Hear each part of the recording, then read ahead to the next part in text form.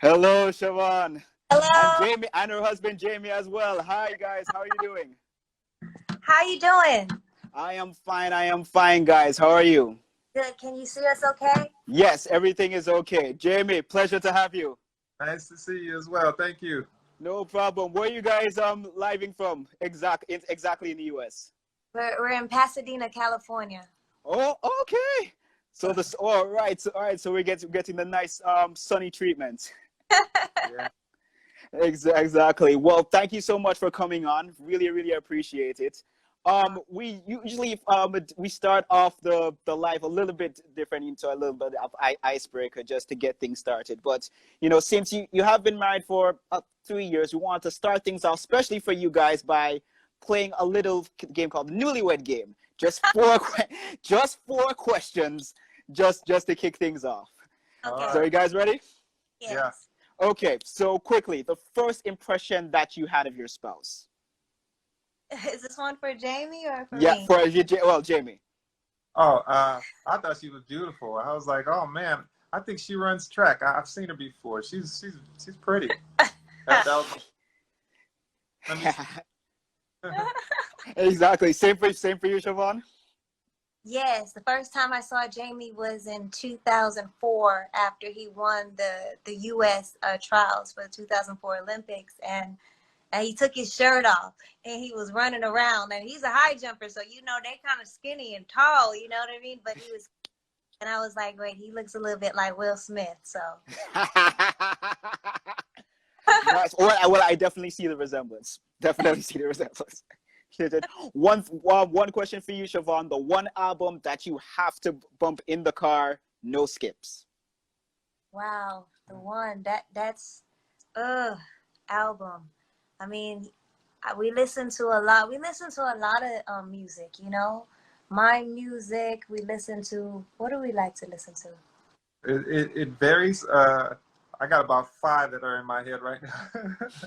What we are listen. albums? We listen to Stephen Marley all the time. It's Stephen Marley. That we play a Yeah. lot of Stephen Marley.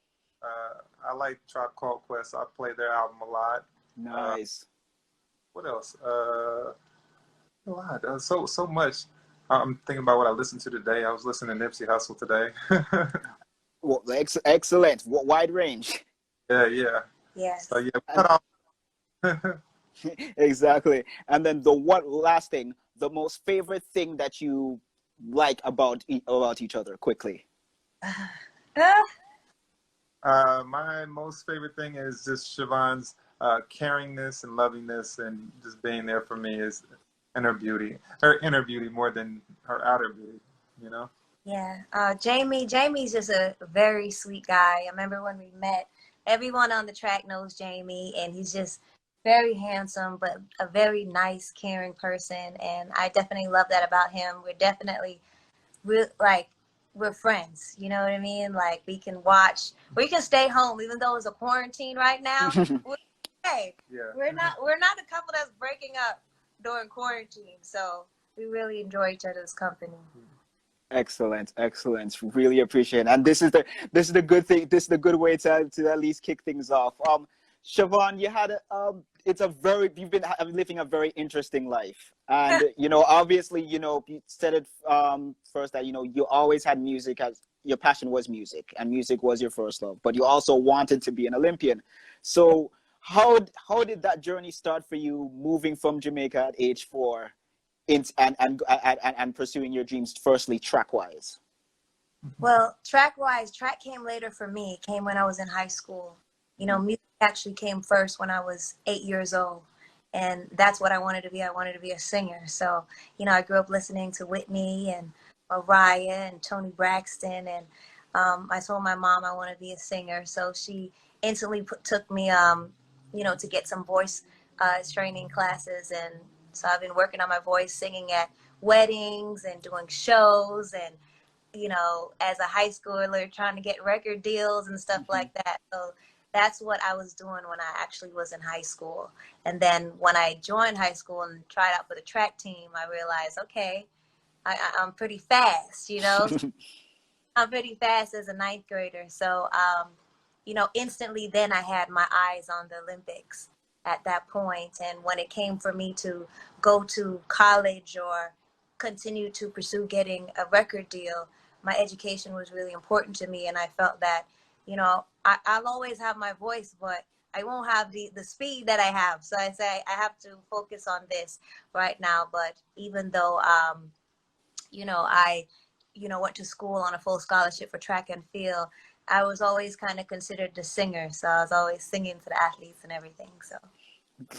Well, that is pretty awesome. When I guess you've been going through the ranks, and I'm not sure, was it a hard, was it a tough decision whether you want to decide to represent Jamaica or US, or it was no brainer, it was easy? Oh, no, it was a no-brainer. It was a no-brainer because, like I said, even though I left Jamaica at a young age, I was back in Jamaica every holiday. We had a chance to come back, so it never felt like I really left. You know, it wasn't until I got to high school when we were, you know, going to a lot of meets and doing that kind of stuff, when I wasn't able to come back as much as we were, but still there. So when I had the opportunity to choose what country, it was, you know, no doubt, so that I can come back home and compete for all my family and get to see my cousins and all of that. So it was that was very special, and it was no doubt of who I was going. Excellent. Jamie, it seems, I mean, you're no slouch yourself. You were represented the US in the high jump, and you were basically focusing on your athletic career. When did the fates intertwine that you happened to meet Shevon? Was it, you know, at a meet, or was it at a event? How did fates bring you guys together? Well, I actually met her at an audition in 2010. We were both auditioning for a commercial. It was a 3D television that they wanted to see athletes kind of jumping or hurdling through or whatever. And as I was leaving, I remember catching a glimpse of her, and I thought, hey, I think I've seen her before. I think she runs track. Let me go say hi, my first impression. And so I went over there and said hello, and I felt like she was kind of giving me the cold shoulder. But I was still trying to be nice, and so later she told me that she was just focused on getting the audition, and well, she actually ended up booking it, and I didn't. So maybe I should. Well, that must definitely been odd, but I guess you've been talking and basically been not stopped talking since then. Well, no, then we re-met back in 2012, so Yeah. 2 years later, 2 years. and I was doing a web series that I was filming. So I was going around soliciting all my friends for money to help me push this and build this TV show. Yeah, he asked me for money. That's what happened. What? To help me get my TV show done, and when I did it, I seen her in a meet in Guadalupe, and I said, hey, you know, that money you gave me, here's what it went to, and I showed her the trailer for it, and she was like, oh, this is amazing. And then we went to another meet in Jamaica, which was our next meet, and then we're in Jamaica. I said, hey, what meet are you going to next? And she said UCLA, and I said, oh, I'm going to that one too. I said, maybe afterwards we could, you know, get a bite to eat, and we've been together ever since. Cue the Oz. Yeah. Excellent. In terms of when you guys have been, you know, meeting, and, you know, in terms of the whole dating process, because you guys were competitors and competing at the time, was it always hard to keep in touch when, you know, you're solely focused on your different endeavors at the time? Well, you know, when both Jamie and I met, the great thing about it is that we were both, you know, professional athletes. So we were definitely there for each other, and we understood the commitment that we both need. We were there for each other and support each other, and Jamie just always gave me the best advice if I was on the track, and that just meant a lot to me to have, you know, him by my side and supporting me all the way through. True. Shevon, I'm intrigued to find out, in terms of throughout your career, what would you say in terms of the one moment representing Jamaica for you would have been the most memorable one? I mean, the most memorable one was when I made my first Olympic team for Jamaica, because I was a junior in college at that time, and it was the first Olympics that came around that I said I could try out for, you know. And when I was coming down, you know, I It was my first time coming to compete on a team for Jamaica. And we had already had amazing Olympic hurdlers on our team already.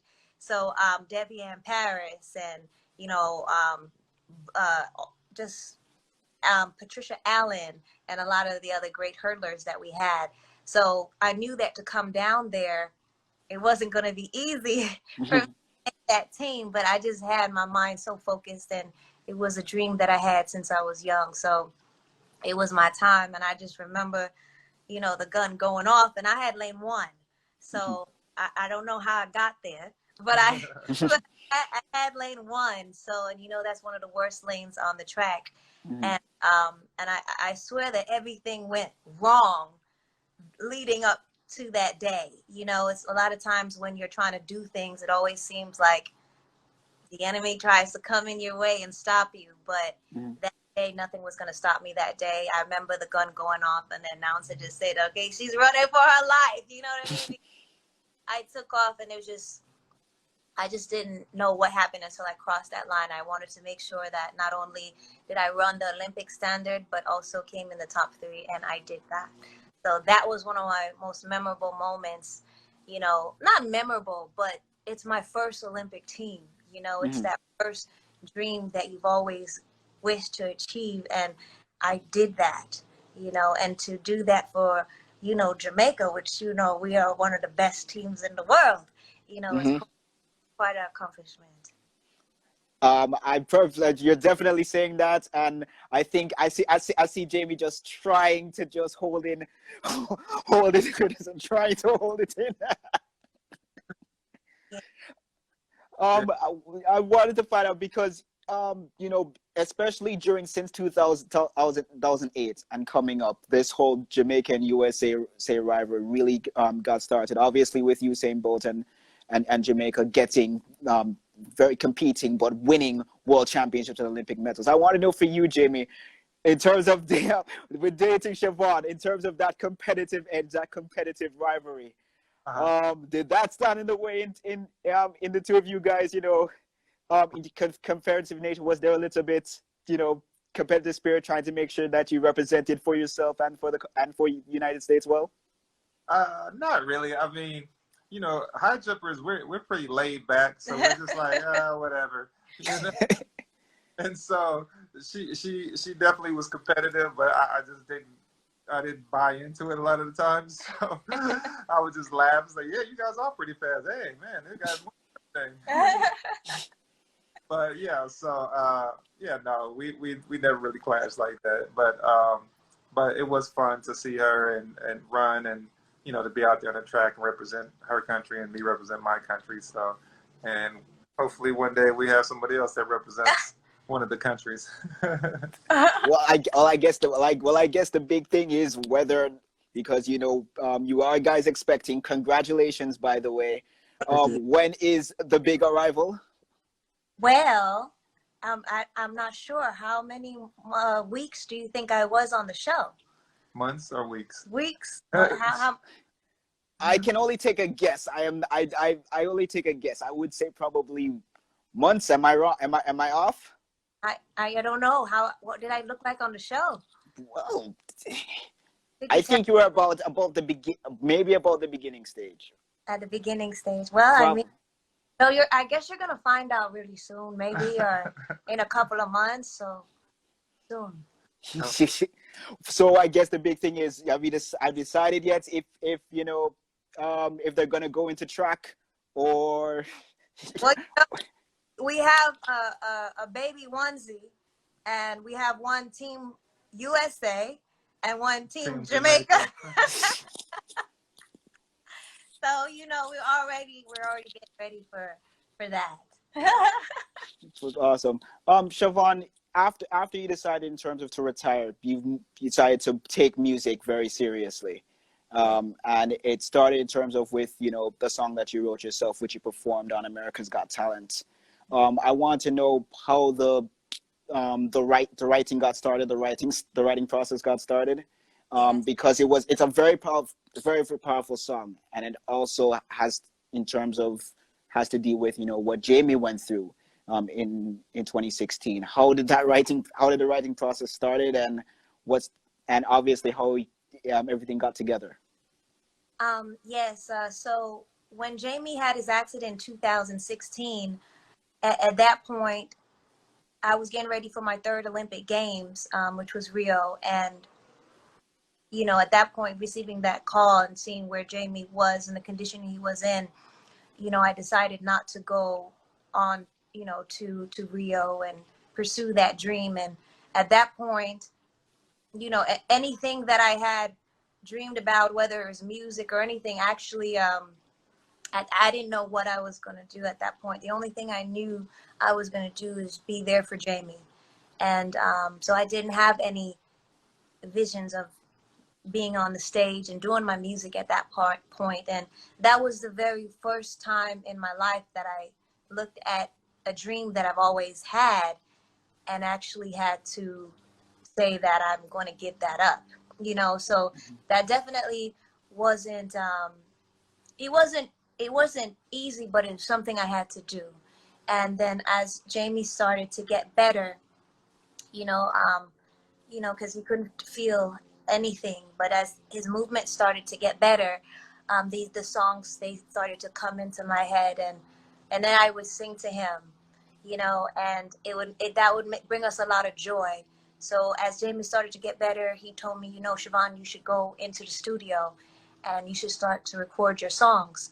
And, you know, I was like, oh yeah, you know, and he said you should. So so we looked for a producer out here, and, you know, we started going into the studios to put them down. And I wanted to write a really special song for Jamie, you know, that represented our love and just what we were going through. And, you know, 2017 we got married and walked down the aisle, but, you know, I was still working on the song because I wanted to make sure that it was the right words and it said exactly what I wanted to say. And, you know, I finished it, I sang it for Jamie, and then we said, okay, we got to make a video. And that's when I released the video in November of 2019 to then, in a couple months later, get that that email from America's Got Talent. Was the fact that you sent the email yourself to America's Got Talent, or someone did it for you, or what was that process like? No, they have scouts, so I received an email saying that Okay.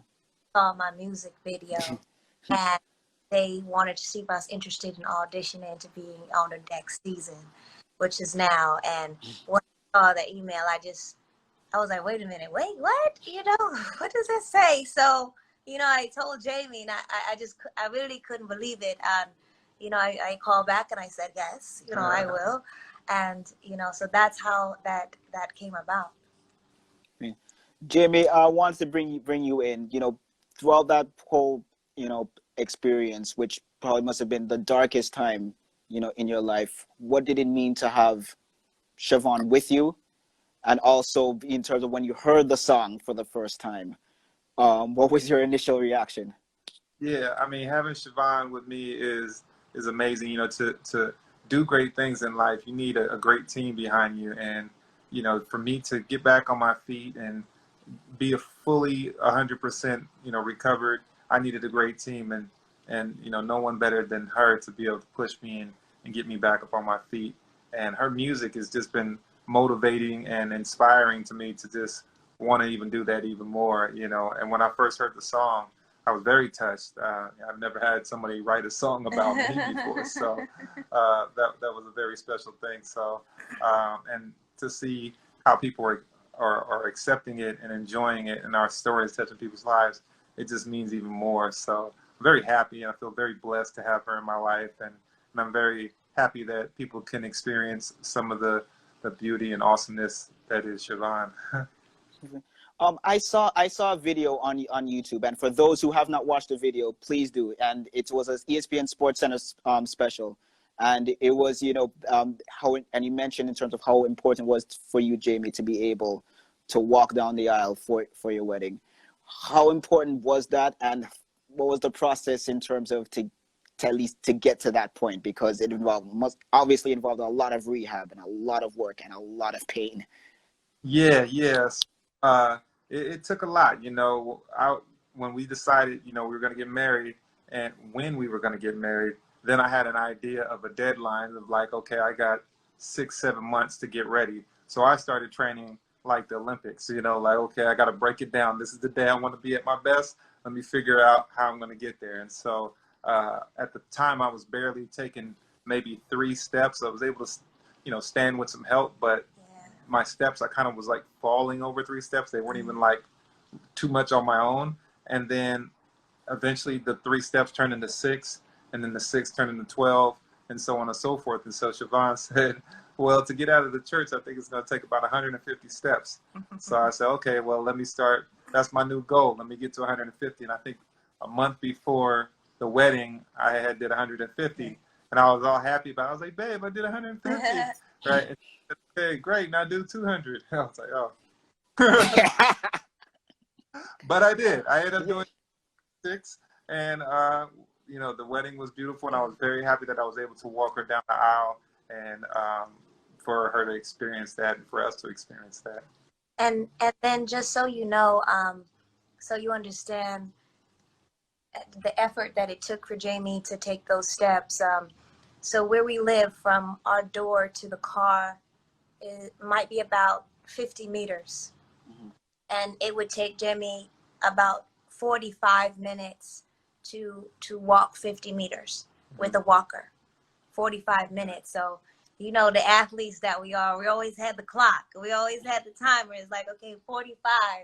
And we went from 45, and during that time, it went down to about 5 minutes. Yep, 5 minutes. For him to get to the car in that 50-meter spacing. So, you know, everything we did was just very, very slow, and just slowly took time for him to get feeling back in his hands and just all over his body. But it was very important, you know, to see somebody laying there on the bed and have someone tell you that you're paralyzed. And I could see how scared Jamie was. So it was really important, you know, for me to make sure he knew that his dreams are still going to come true.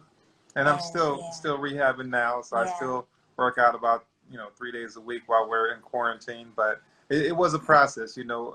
In 2017, I stopped being in the power wheelchair and started using a walker. And so the whole year of 2017, I used a walker. And then 2018, I transitioned to some forearm crutches. And then 2019, I started using a quad cane.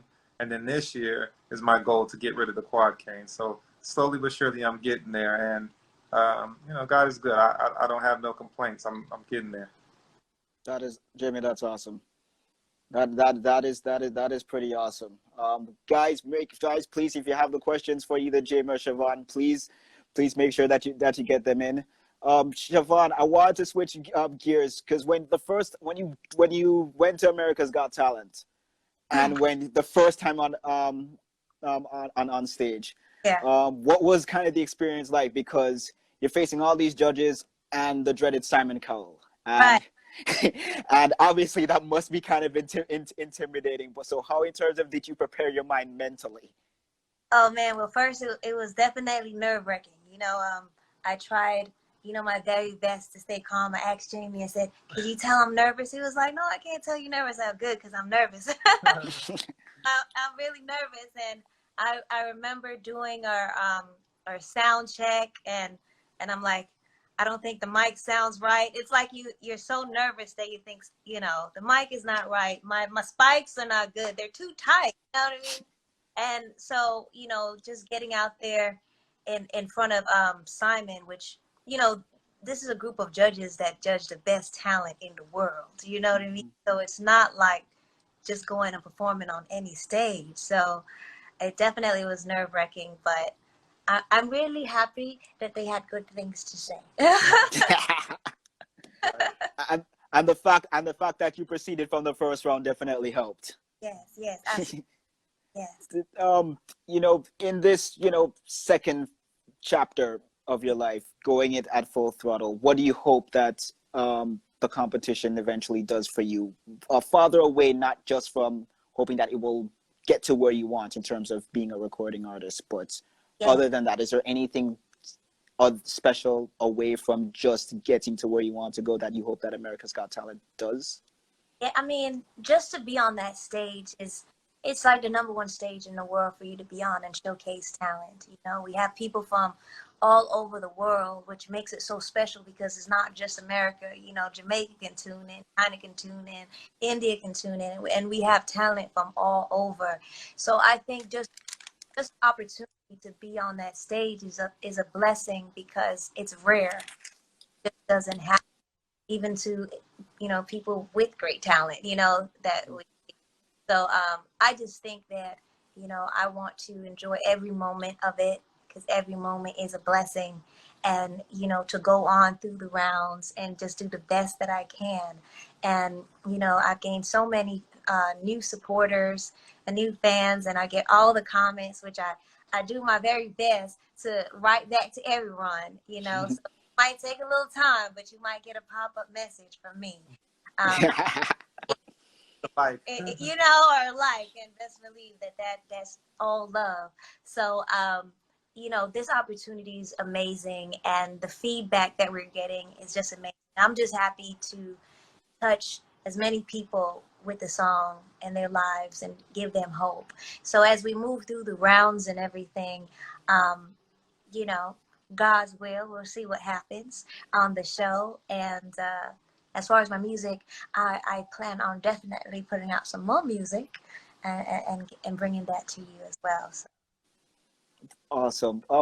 As you well, because how in terms have you been dealing with, you know, in terms of the show? Because obviously during COVID, is it safe to in terms of how, you know, the show has been managing? Because obviously it hasn't been any fans in attendance, and you've had to deal through that. So what was going through in terms of that first round process with everything going on? Well, yes, as you in my episode, based on the other episodes this season, my episode was the only episode that didn't have a audience. So if everyone watched that, they would see that there was no audience in the background. So you know, so that was different, but I still had Simon. So it was like, okay, I had to do what I had to do. But now that COVID is here, it definitely changes the dynamic of the show because, you know, we had to shut down, you know, shut down, and we have acts that's coming in from all over the world. So, you know, this season will definitely probably be a little different, you know, so you got to tune in, see what happens, and, you know, yeah, but COVID definitely has changed a lot of things up.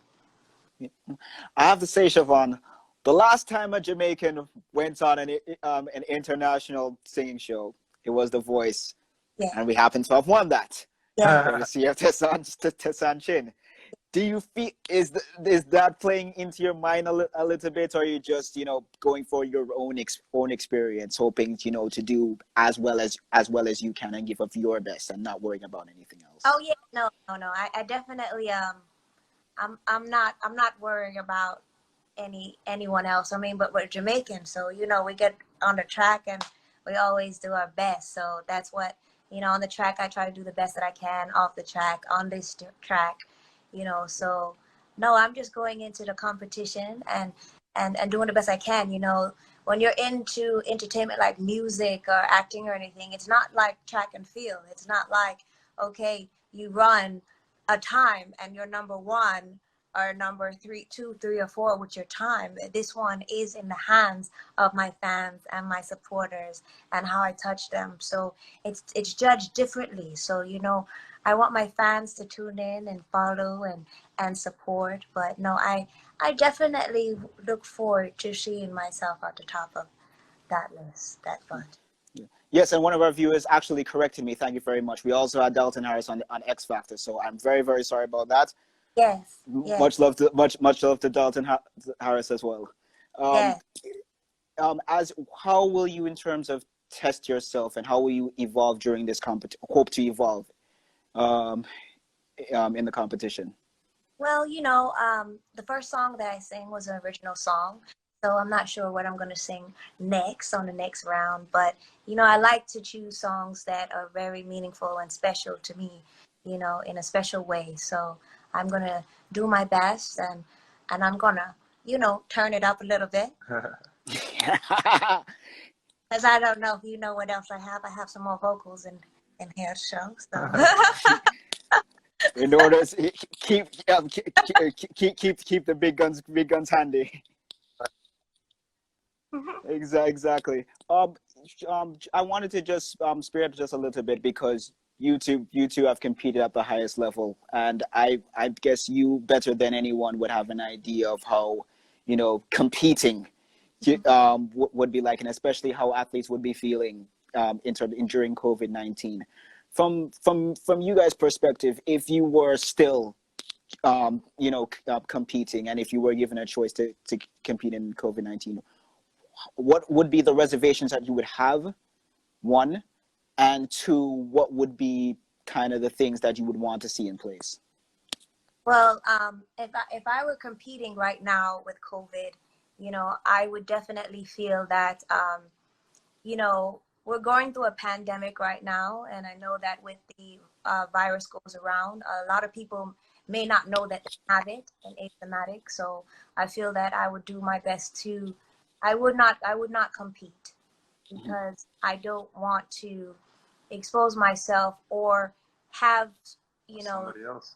expose somebody else because I don't know that I have it, and I might not get sick, but someone else might get sick really bad because of exposure to me. So, it's definitely, as an athlete, it's a challenging time because, we had the Olympics this year and you train and you look forward to, the Olympic year, and then to have it canceled is definitely heartbreaking for an athlete.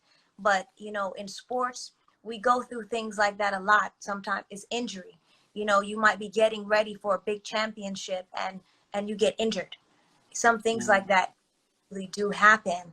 And when they do happen, it's going to affect your performance, and you'll have to look forward to the next championship. And it could be another Olympics where you have to wait another 4 years. But, the heart of a champion, you'll still come back. You're going to last this game. 1 year cannot take you out the game. So, unfortunately, this has to happen right now. But I do think that, we all must, do the right thing to protect not only ourselves, but other people. Mm-hmm. Jamie, because there's a lot of prospective opportunities for meets this year, and especially in the Diamond League. But there have been meets that have been canceled as well. As a former athlete, what would be, in terms of, I guess, the best advice? What would it be? Would it be possible to have any events for the remainder of this year? Would it be At all? possible? Would it be possible to have any for athletes to attend any events this year? No, this is so tough, and I know as a younger athlete, I would have wanted to compete no matter what. But as an older athlete, as I got later in my career, because I competed for a long time, I think I'm pretty sure I would have stayed out, just because I feel like at the end of the day, your health is the most important thing in life. I wouldn't want to go out, get sick, get somebody else sick, as Shevon said. I think it's more important to stay at home and rest and recover and shoot for next year if that's the thing. As an older athlete, I can say that. As a younger athlete, I totally understand you want to get out there and you compete, but the smart thing is just to stay home and stay safe. Mm-hmm. Do you think it's in terms of a lot of things that a lot of athletes have battled with, because there's a lot of persons that are not earning from with athletics being out and everything? So in terms of the psychological aspect, how is best, as if you were competing, how would be the best thing to balance that in terms of to make a decision On competing? Yeah, on competing, and in terms of finances, knowing that you need to earn from meets right. As your income. And my best thing to say, I would say, look at grants, look at unemployment, look at some other ways to try to make money. Maybe even be creative. Get online, start your YouTube channel. Let's start that clothing line that you wanted to do. Something else that you can do from home, I think, is the best thing to try to get into. And even when I was competing, I still had to have a little side job some years, and so that would be my best advice, is try to find something that you can do at home. Yeah, right now there's a lot of people that's able to work, and then there's a lot of people that's not able to work. So during this time, I like to say when God tells us to sit down, then we need to sit down. So, take this time and find something else that you might be interested in, and do that. I remember one time when I was competing and I got hurt, and during that time, I wrote my music and I recorded my music, and so and then I ended up performing, for Puma, which was my sponsor, at me. So it was like, okay, I can't run, but I can do this, So, it's definitely challenging for everyone, especially financially. And that's one of the things about being an athlete, a track athlete in general, because you have good years and you have bad years, and you have sponsors. You want to stay in the top in the world, and things like this happen. So you have to be able to handle these kind of challenges, because they will come in life. But did you have a go-to song when you release when you were during camp, or during the or when you're going on tour, when you're with, for example, your teammates in the athletes village, and they come to you and say, Shevon, sing us something. Was there a go-to song that you always enjoy performing for your teammates? Oh yeah, no. Every every championship, I always sang for the team. We'd have our gathering, and I would sing a song, and they would always change. It might be something that I wrote, or a song that a lot of people know that I sing, called by Jennifer Holiday, called "And I'm Telling You." So everybody knows me, knows that that's my song that I sang to a lot of athletes. So, but as far as oh, we had our playlist ready. What's the first song on the playlist? My first song. Every year I change my playlist, but one of my favorites was Kevin Little. Okay. For a while though. For a while, that was one of my songs. Every time they got me up. she would listen to a lot of motivational speakers too, like Les what's his name? Yeah, towards the end of my career, I actually didn't listen to music. I had a playlist of motivational speakers. Mm-hmm. So I stopped listening to the music, because the music might give you the rhythm and all of that stuff, but I felt that when the words aligned with what I was doing, that really got me ready. Well, a lot of persons in the chat would love for you to at least to grace us with a little snippet, with a little song. So I am asking that if you could, that if you can at least sing something a little for us. If that's one of the things that I cannot do. That's in my contract. Oh no! Sorry guys, I asked. Sorry guys, I asked. Right now. Well, I had to ask the question. So, and I guess one of our our commenters wanted definitely to hear something from us. But it is so inspiring to hear you guys, and to see how, in terms of, you've taken this second chapter of your life fully. What has been the most enjoyable part of this experience? The most enjoyable part, Jamie, the important part, because when I gave up competing, as an athlete, you're going for that gold, and that was a big choice to make. But to me, I felt like being there for Jamie, getting him back up on his feet, because I knew that he was going to get back up on his feet. That was everything for me. And we're still working that process together, but even though it was so tragic, it definitely brought us closer together, and the love that we share is just pretty incredible. I'm really thankful for it. So I'm really happy.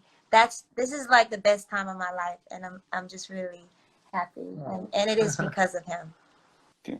Jamie, did you feel that in terms of that experience? I think every person, when they're when they find somebody that they want to spend the rest of their life with, they find there's a moment that said, all right, fine, she's the one. Yeah. Was that moment before the accident, or was it during the process? No, During the process of the rehab. it was before the accident. And we were actually just talking about this the other day. And it was nothing like special. It was just a mundane moment where I just was looking at her and I said, yeah, it's probably going to be the person I'm going to be with the rest. But then after the accident, you know, we had talked about getting married and kids and everything in 2016. And I was saving up some money to buy a ring and everything. And then after my accident happened, I was planning to propose after the Olympics. I didn't want her to be, you know, focused on an engagement and wedding and trying to get ready for the Olympics. So, but then I got hurt in April, and then I started to think about life in a different way and how many things we take for granted and how tomorrow is not promised. And so I told her while we were in the hospital, I said, hey, if you're ready to get married, I'm ready right now, you know? And she said, let's wait till you get back on your feet. We'll talk about it some more. And then when I got out of the hospital, I was like, yeah, you still want to do this? And so we went and looked at some rings. And then she said yes, and that was a beautiful moment in time that we got a chance to spend together. So Pretty awesome. One final question, and in terms of for you both, throughout, you know, this experience and through now the America's Got Talent and everything, and going through the music fully, and this is for both of you, what is the one thing that you've learned about each other and yourselves? Well, about yourselves during this whole process that you didn't think that we could have really realized about 3 years ago? Well, I would say one thing that, you know, I've never been placed in a situation like this, you know, to be there for someone, to give up everything for someone like that. And so I think, you know, in moments like this, you're going to see how strong you are, and you're going to see a lot of things. You're going to see your patience. You're going to see how you deal with certain things. And you definitely learn that about yourself, especially when you're put in a situation, a challenging situation. When you're put in a situation where you have pressure and that's uncomfortable or it's not familiar to you, you will see how you act underneath that. You'll see how you deal with the pressure and the frustration and how you handle it. So, you know, and just looking at Jamie, you know, as he went through this process, I mean, I already knew that he was amazing. You know, he was just a great guy and a hardworking athlete. But just to see his dedication, and, you know, he's still that guy, that amazing guy that he was before the accident and still is now. So just seeing his work ethic, how he's still going after his dreams, and,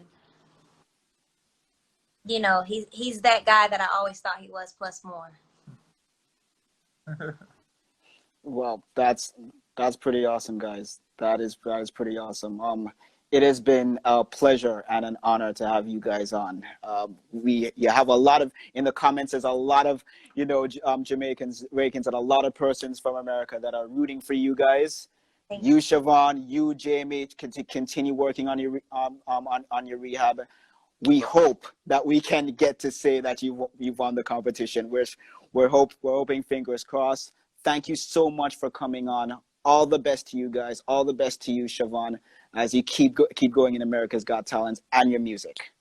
Thank you. And then also, if you don't have my single, please go to ShevonMusic.com and download that.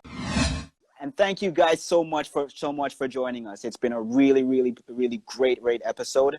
The interview that will be will be tomorrow, available on YouTube. Make sure that you like the video, subscribe to the Jamaica GLNR YouTube channel, and make sure that you turn on those notifications so you can get updates on when our videos will be on. Also, make sure that you like our page on Instagram, follow us for more updates, for more guests for episodes every Thursday. We hope to have another awesome guest next week. Thank you so much for tuning in. On behalf of the production team, on behalf of Gladstone Taylor, Sandina James, and all persons working hard, my name is Daniel Wheeler. Thank you so much, and we'll see you next week.